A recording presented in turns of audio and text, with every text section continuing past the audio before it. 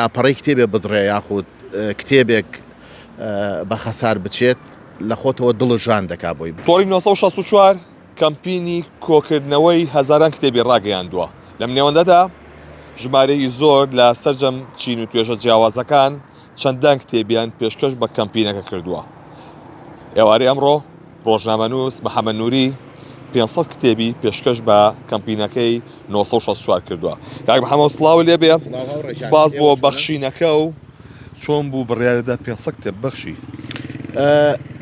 ئەو دیمەنەی کتێبخانەی چەمچەماڵم کە بینی کتێبەکان خوساوە ئازارێکی گەورەم پێگەیشت لەبەرەوەی ئەوەی عاشقی کتێبێ ئەوەی کتێب بخوێنێتەوە لاپەڕی کتێبێ بدڕێ یاخود کتێبێک بە خەسار بچێت لە خۆتەوە دڵژان دەکا بۆیە منیش بڕیارمدا کە لە کتێبخانەکەی خۆم ژمارەیە کتێب پێشکەش بۆ کتێبخانێ بکەم کە ئەمە شتێکی زۆر زۆر بچووکە بەرامبەر خەڵکی چەمچەماڵ و هاوکاریکردنی خەڵکی چەمچەماڵ. سپاس بۆ ئێوەش.